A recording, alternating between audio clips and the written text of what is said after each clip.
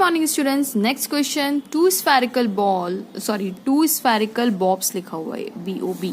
Two spherical bobs, one metallic and other of glass of same size, are allowed to fall freely from same height above the ground. Which of the two would reach the ground earlier? ठीक है, 2014 का question है. तो let's say एक हम लोगों ने metallic sphere लिया है और ये it is made up of glass. Okay, एक हम लोगों ने लिया है, ये ग्लास का बना हुआ है और ये कोई मेटल का बना हुआ है. ठीक है, it is a metallic sphere, बोला हुआ है ना उन्होंने मेटल से. तो इनमें से ये हमारी अर्थ है, हमने दोनों को सेम हाइट से थ्रो किया है. This is the height. अब ये हमारी अर्थ है, इनको अर्थ पे आना है, तो कौन सबसे पहले आएगा, ये क्वेश्चन पूछा हुआ है.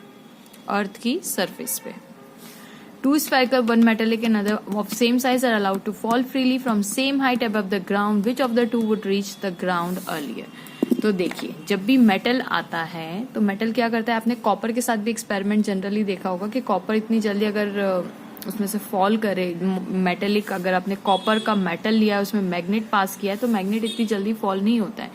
सिमिलरली आप सोचिए, ये अर्थ है हमारी, अर्थ के पास क्या है, उसकी खुद की मैग्नेटिक फील्ड ऑफ लाइन्स है ना. ये अर्थ की खुद की मैग्नेटिक फील्ड ऑफ लाइन्स होती है. रिमेम्बर, ये अर्थ की मैग्नेटिक फील्ड ऑफ लाइन्स है. तो जो अर्थ की मैग्नेटिक फील्ड ऑफ लाइन्स होती है, उसमें ग्लास में तो कोई असर नहीं होगा, because it is not a metal, उसको कोई फर्क नहीं पड़ेगा. लेकिन जब ये क्या करेगा, जैसे जैसे ये नीचे गिरेगा, तो इसकी स्पीड क्या होगी, इसकी स्पीड की वजह से इसके फ्लक्स लाइंस को क्या करेगा, छेड़ेगा. तो अब क्या होगा, इंड्यूस. अब क्या है कि भैया वेलोसिटी इंक्रीज हुई, वेलोसिटी बढ़ेगी, मतलब क्या होगा कि फ्लक्स छेड़ेगा. कहने का मतलब है, ये आप एक नॉर्मल भाषा में मैं समझाऊं कि अगर मैग्नेटिक फील्ड लाइन से तो उसके फ्लक्स को चेंज हुआ, तो ये मेटल क्या करेगा, मेटल की स्पीड क्या होगी, उसमें क्या प्रोड्यूस हो जाएगा, इंड्यूस्ड EMF प्रोड्यूस हो जाएगा. किसमें, इस मेटल की सरफेस पे.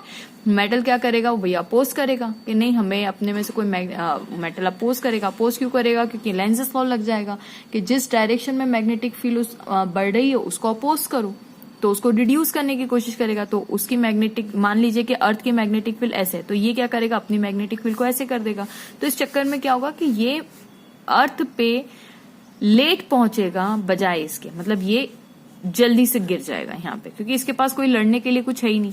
इसके पास लड़ने के लिए टाइम मिल गया, ये लोग यहाँ पे लड़ रहे थे, तब तक ये ग्लास नीचे पहुंच जाएगा.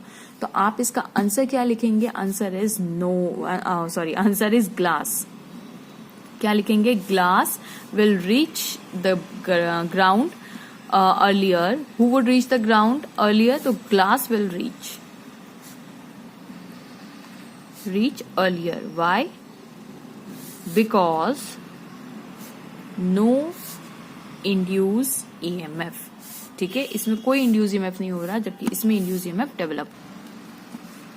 And in metallic sphere, due to induced EMF, it will reach the surface later. किससे, then glass sphere. So hope students, आपको एक छोटा सा प्यारा सा सोल्यूशन पसंद आया होगा. Please don't forget to like, subscribe and share my channel. Thank you so much for watching.